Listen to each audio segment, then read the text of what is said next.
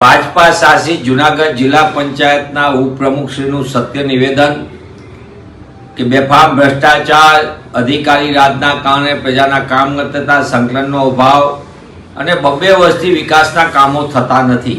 આ શું દર્શાવે છે? ભાજપા શાસિત જિલ્લા પંચાયતો જે હકીકતમાં પ્રજા માટેના કેન્દ્રો હોવા જેની બદલે પૈસા કલેક્શનના કેન્દ્રો બની ગયા છે, સેવા સદનો, મેવા સદનો બની ગયા છે અને આ લૂંટના કારોબારનો ઉપર સુધી વહીવટ જવાના કારણે ખાસ કરીને ગ્રામ્ય વિસ્તારના નાગરિકોને પારાવાર મુશ્કેલી પડે છે। પંચાયતથી પાર્લામેન્ટ સુધી ભાજપાનું એક અહંકારી શાસન, પણ જનતાના કામ નહીં કરવાના લૂંટનો કારોબાર કરવો, એના કારણે આજે જનતા પારાવાર મુશ્કેલીનો સામનો કરે છે। જૂનાગઢના ઉપપ્રમુખશ્રીની જે નિવેદન છે એ સત્ય અચાનક બોલી ગયા છે। આ રીતે જ ભાવનગરના મેયરશ્રીએ પોતે પોતાનો ઉકળાટ કીધો કે અમારી ઉપર ખોટા કામ માટે દબાણ થાય છે। આ ખોટા કામ અને લૂંટના કારોબારનો કોણ કારભાર સંભાળે છે?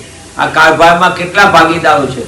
કમલમમાં કેટલા ટકા કમિશન જમા થાય છે અને જનતાને એના હકને અધિકારથી કોણ દૂર રાખે છે?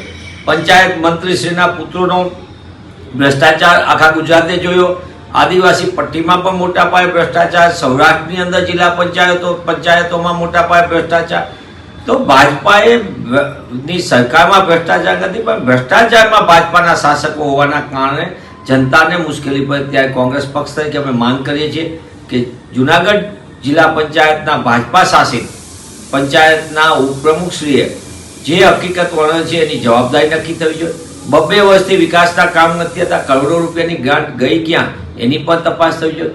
જે અધિકારીઓ જનતા વિરોધી એટલે કે એમને સંકલનનું કીધું છે, તો સંકલન કઈ પ્રકારનું જેમાં જનતાને તકલીફ પડે છે અને ગોઠવણ ન થતી હોય તો આ બધી બાબતોની તપાસ થવી જોઈએ અને સાચા અર્થમાં પંચાયતના લાભો ગ્રામીણ પ્રજાને મળવા જોઈએ, એ કોંગ્રેસ પક્ષ માંગ કરે છે।